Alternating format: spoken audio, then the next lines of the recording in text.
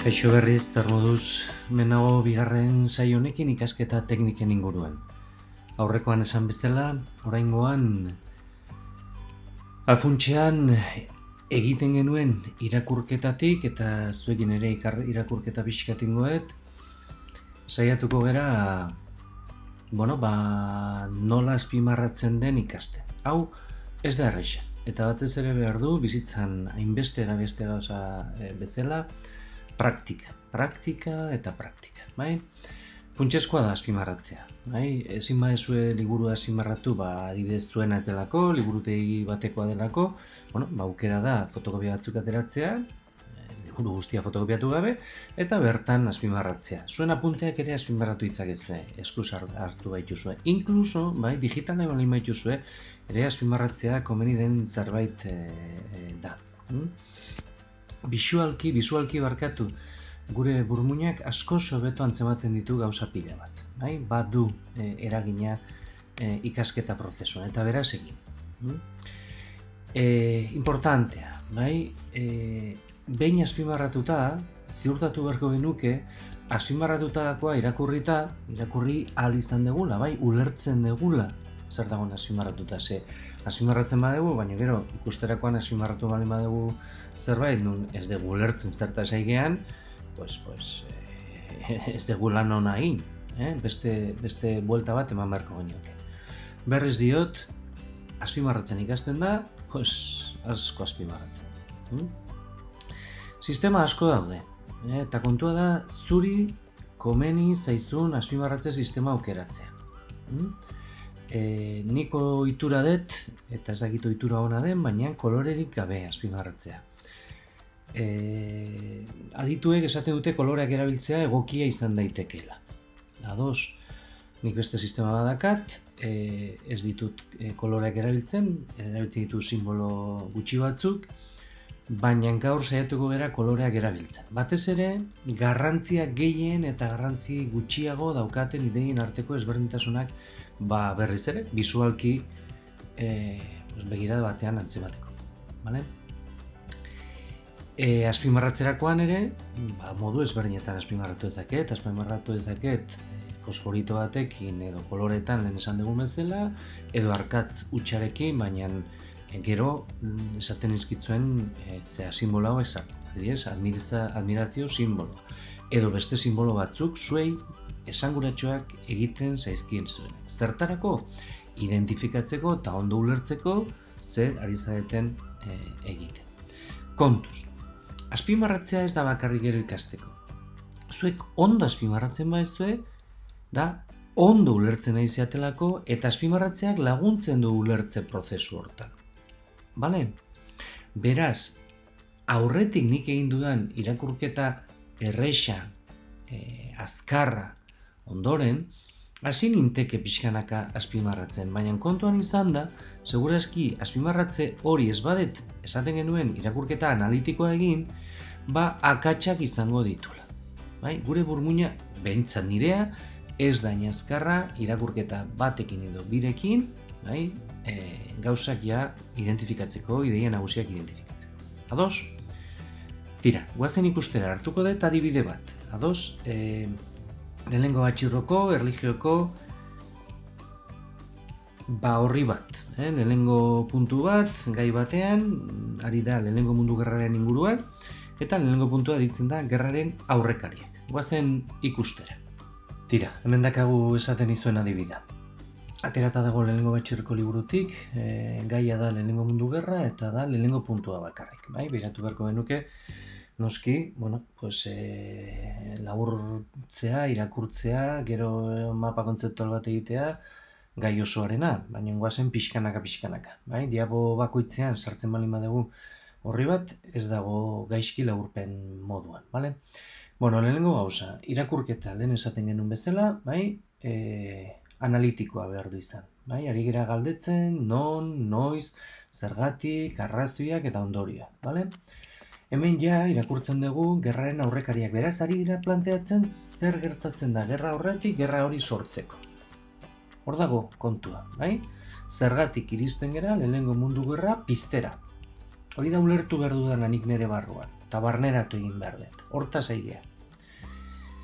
Bigarren puntua, autoreek egin diguten bereizketa bat, 2 puntu ditugu, puntu bat, bake armatuaren garaia, hau da, garai bat, nun dago bake bat, baina armatua da, beraz, gatazka ez da oraindik sortu, baina sortuko dela garbi dago, ze bandoak sortzen ari dira armak eta egoera komplikatzen ari da, eta bigarrena, entente irukoitza, entente da aliantza, azken finean, eta gerra aurreko krisia. Bueno, pues hortaz hitz egingo digu, bai? Behintzat aliantza bat dago, badakigu bat baino gehiago dago, las irakurri dugu azkar batean bali bada ere, eta krisi batzuk izango dira hor, bata bestaren atzetik eramango dituztenak gerra. Vale? Hemen importantea. Gauza bada zuen teknika azpimarratzeko. Eta teknika asko daude. Kontua da zuek zuen aukeratzea. Aukera bat. Ni ez naiz asko luzatuko, Interneten dituzuen 1000 aukera. Bat, nik azpimarratzen dut, bai, egiten dut boligrafo batekin, arkatzarekin berdin zait, bai, eta listo. Bai, aukera da horrei gehitzea, garrantziaren arabera, pues, lodiera ezberdinak. Nik egin dezaket, lodiagoa garrantzi gehiago dakana, meagoa garrantzi gutxiago dakana. Jari naiz egiten jerarkia bat. Eta hori importantea da, ulertzerako orduan gure burmuinak hori asko eskartzen duelako. Galdetzen dit irakasleak honen inguruan zerbait, edo nik hitz egin nahi dut lagun batekin honen inguruan, eta edige nagusia hau da. Eta hori dago, hor, beltza potol horrekin azpimarratuta. Bale, nik hau erabiltzen dut, esaten baizuet. Baina honek gehitzen diot plus bat, eta da, hainbat keinu, hainbat simbolo gehitzen dizkio dela. Niretzat, eta baten batei kopiatuko nion bere momentuan, garrantziaren arabera doaz hola. Lehenengoa izango litzateke admirazio ikur bat, da, bueno, pues dagola hor ideia bat, ez dela sekulako garrantzia dakan ideia, baina baduela zera bat, zertxo bait garrantzitsuagoa dena izango lituzke bi zera, nik gustatzen zait, sombreatu eta lako gauzak sartzea, dira maniak, nik uste gauza hauek zaintzea baduela bere logika. Eta azkenik, aurkitzen ditudanean, erabaki horrak diren ideiak, ezinbestekoak direnak, ardatzak direnak gai hontan, nik jartzen dut importantea. Eta jartzen dut horrela. Zuek erabaki nola egiten dezan. Iruditzen bali bazait, eta hau ez da gertatzen alako liburuetan, baizik eta nire irakurketa liburuetan, sekulako ideia aurkitzen dudala gehitzen diot beste zerbait. Jartzen dut importantea eta gainera jartzen diot zero bat. Hori da nire maniak dira. Normalean erabiltzen ditut hauek. Eta askotan bakarrik hau eta hau, bi horiek. Jende askok, eta nik uste positiboa izan daitekela, ez bazeate pasatzen.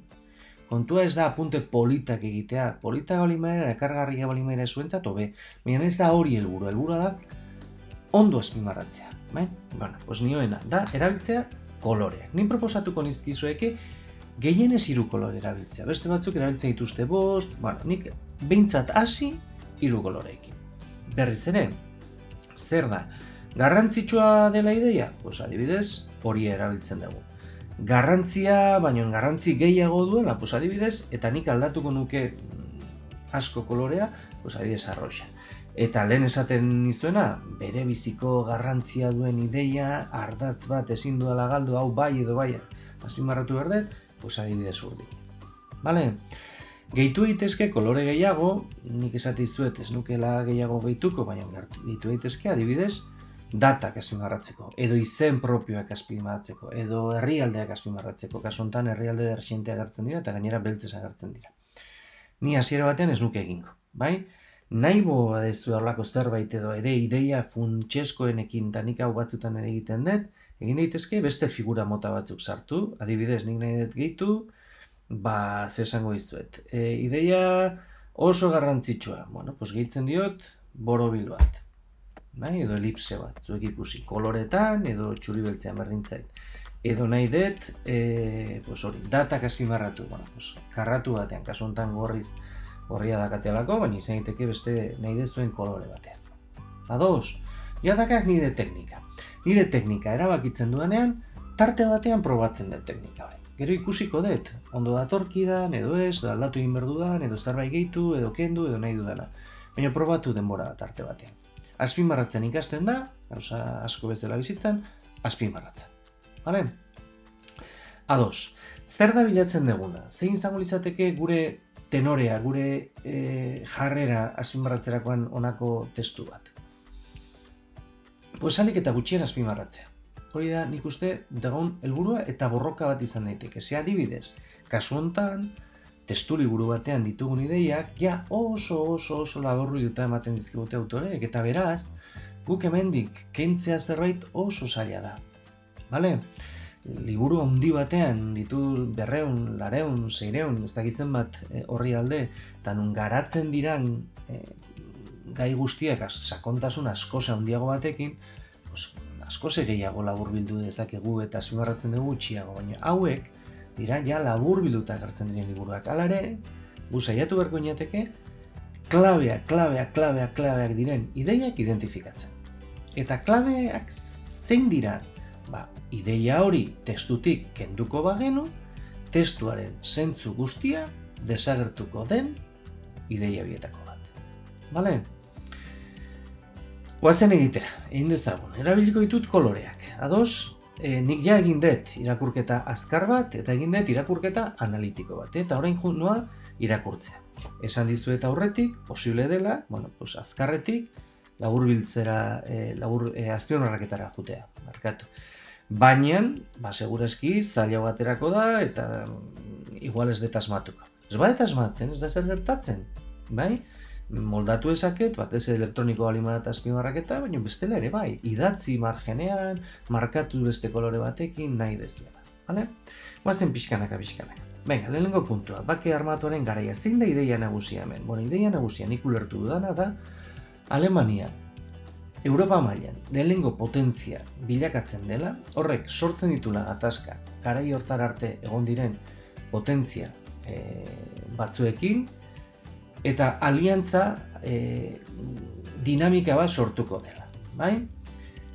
Bi aliantza funtsian. Alde batetik, aliatuko dira Frantzia eta Britainia Handia hasiera batean, eta gero ikusiko dugu besteren bat edo gehitzen dela hor, eta bestetik, aurkituko gara beste aliantza batekin, direla, bi imperio zaharke krisian sartu direla, eta direla Austro-Hungar imperioa eta Otomano imperioa Alemaniarekin. Vale? Gelitzen zaigu Errusia. Errusia ere imperio zaharra da, baina interesagatik daukalako kompetentzia justo Balkanetan, da beste idea nagusia Austro-Hungariar imperioarekin, bai? Pues batuko eta Alemaniarekin gatazkak ere izango ditulako, batuko da Britainia Handia eta Frantziarekin. Eta horrek egiten diogu beste idea bat, eta da hasiera batean ez dela gertatzen, bai, baina gerora bai Alemania nahiko du imperio kolonial bat, eta hor berriz ere gatazkan sartzen da, bai Britainia Handia, bai Frantziaren kolonia. Hortxe dago, bai, arrazoia, hor dago nahaste borrastea. Nola ikusten dugu hemen, behitu. Lehenengo ideia, oso garbi dago. 19. mendearen azken erenean, jetxiko dut pixka tamaina, ze oso handia gelitu zait, bai? Alemaniaz, bai, ze gertatzen da, Europako lehen potentzian bilakatzen da, ez dut gehiago azpimarratu behar. Hemen agertzen da zergatia. Ideia klabea azpimarratu dugu, beraz, hau izango litzateke ideia bat ez dela hain importantea. Aldatu ezakegu. Zergatik. Ez da agertzen hor zergatia, baina nik badakit. Lehenengo biztanle kopuruan asko handitzen delako, bigarrena ekonomian asko garatzen delako, eta azkenek botere militar gero eta handiagoa delako. Ikusten duzu ezberdintasuna. Ideia nagusia da Alemaniaren, preponderantzia hori, nagusitasun hori, bai? Eta arrazoiak biztanle kopuru ekonomia eta botere militar barkatu. Vale? Hemen bi ezberdintze daude. Gogoratzen baseate, bai, egin dezu irakurketa hori, hemen kontatzen diguna da alde batetik, bai, eta egin dezaketa hau, Alemaniaren politika, batez ere kanpo politika, nahiko zurra da. Ez da arazoetan sartzekoa. Hemen berriz, esplikatuko digun bezala, bai, bere politika aldatu egingo da, bai? Lehenengo, Bismarck arazo batekin aurkitzen delako, eta bigarren, Guillermo bigarrena, kaiser berriak, politika aldaketa hori bultzatu nahiko duelako, eta Bismarck dimititu egingo duelako.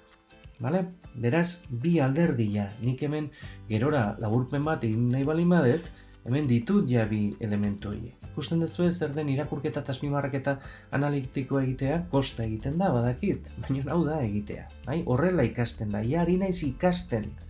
Ez naiz azpimarraketa egiten bakarrik baizik, eta ikasten ari naiz hau egiterakoan. Ados? Bale. Lehenengo gauza beraz, esan dugu lehenengo ideia importantea, guazen bigarren ideia esain importantea, baina importantea ere bai, hemen agertzen da, bai, kanpo politikan, bai, Frantzia isolatuta eutsi nahi bazioten, importantea da, baina badakigu, Frantzia-Prusia gerrako porrotaren dominatik menduko arrezazan, aurreko gaitik dakigu, hori lortze aldera, eta hemen bai, hainbat itun diplomatiko izenpetu zituen Alemaniar imperioa. Norekin? Hau da, berriz ere galdera, edo gai klabea, bale? Itun diplomatikoa. Nor ari da? Alemania, itun diplomatikoak egiten. Norekin? Austro-Hungariarekin eta Errusiarekin. Naiz eta jikin badakigu, Errusiarekin ez duela aurrera egingo, aliantza horrek, bale? Ondorioz, batetik Austria-Hungariarekin elkartu zen Otomanar Imperioaren kontura edatzeko politikan, bestetik Errusian lekua errespetatu zuen Polonian eta Baltikoan. Akordio bat editzen dira aldi batez dira. Horrez gain, Alemaniaren edapen kolonialaren neurrikoa izan zen. Ez da pasatzen. Edapen koloniala neurrikoa. Eta beraz, Erresuma Batuarekin eta Arnitxas Osandiko Imperioarekin liskarrerik ez izateko. Erresuma Batuarekin liskarrik ez izateko. Zalantza egin dezaket. Hau da aurrekoaren menpe dagoen ideia bat. Igual, behitu, kenduko dugu eta jarriko dugu bigarren mailako ideia bezala. Ados? Kerrez banago arroxa zen. Erresuma Batuarekin liskarrik ez izateko. Ulertzen da? Bale. Jarraitzen dugu, bigarren puntua esan dugu dinamika aldatu egiten dela hemen. Bismarckek politikan arazo batekin topo egin zuen.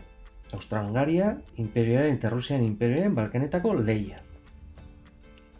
Hau da gai importantea. Ze honek bultzatuko du lehenengo txinparta, lehenengo mundu gerrerako. Otomandar Imperiotik bere izten ari ziren lurraldeak bere ganatu nahi zituen Austro-Hungaria. Hala nola, Serbia, Montenegro eta Bulgaria. Beraz, Balkanak tensiogune izan ziren. Hau da ideia klabe bat. Balkanak tensioguneak izan ziren. Zergatik? Goian jarri dugun arrazoi horrengatik, hoiengatik, beraz, bigarren mailako ideiak dira. Austria-Hungaria imperioa eta Errusiar imperioa Balkanetan lehia dutelako. Importantea. Horrez gain, beste ideia importante bat, klabea dena, da azkenik Alemaniako diplomazioa lortutako oreka ez egonkorra hautsiko zuena. Afrikaren iparraldeko banaketa koloniala. Ja beraiek beltzez jartzen badigute, zera bada, pista bada. Ere, beste tentsiogunea. Beraz daude bi tentsiogune. Nik adibidez hemen bat eta bi jarriko nuke. Bi tentsio, idatzi dezaket. Bi tentsio gune, eta noiz zeintzuk gira, bat, Balkanak, bi, banaketa koloniala,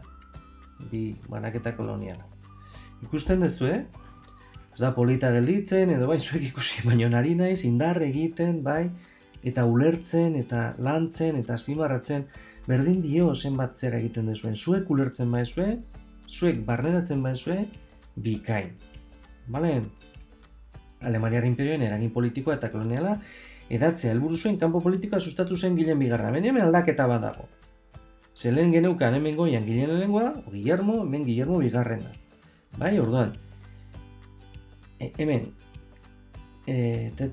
eragin politikoa eta koloniala edatzea helburu zuen kanpo politika. Hemen nik jarriko nuke, inkluso hemen ez da gertzen, baina nik jarriko nuke hemen aldaketa. Aldaketa, zertan, kanpo politikan, ze aldaketa mota da, bultzatzen du Gilen bigarrenak, 1880 urtean. Europan, Austro-Hungaria aliatuen alde egitea eskatzen zuen politika horrek, eta itsas armada, hemen dago beste bat, Ja, ez da ingarrantzitsua, ze lehen aipatu dugu, baduela akordio bat, baina hemen Austro-Hungariarekin aliatuen alde egitea. Bai? Baita ere, Otomandar Inperioarekin itxastarteetan eustekoa ere, Rusia hoien jabe egin ez zen. Alemaniaren jarrera aldaketa birdoitze diplomatiko handiak eragin zituen Europan. Importante. Birdoitze diplomatiko handiak eragin zituen Europan. Eta aliantza sistema berria sortu. Eta hemen amaitzen dugu, bai? Izan ziteken orain egin pentsatzen hasiera 1880, 1814 bitartean bake armatua esaten zaion. Bale? Orduan sortu ziren, gero elkarren aurka arituko ziren potentzien arteko ituna. Hori da, ezaugarri nagusia garaiontako. Bale? Hor da kalo gelen puntua. Bai? Ez dakit interesgarria iruditzen zaitzuen edo ez, nik hemen utziko dut, eskatzen badiazue jarraituko dugu bigarren horrekin. Bale? Eta ondoren ikusiko dugu zer egin dezakegun honekin. Gauzatxo bat esango izuet. Hemen behan ezkerraldean ikusten dituzue mapak eta testuak eta bat. Ikasterakoan badu bere garrantzia kasu hauei, mapa hauei, irudi hauei kasu egitea. Bai? Hor erakusten diguna da, ze espazio gatazkatxuan sortzen da lehenengo mundu gerraren hasierako txinparta. Tira ba! Oso ondo izan!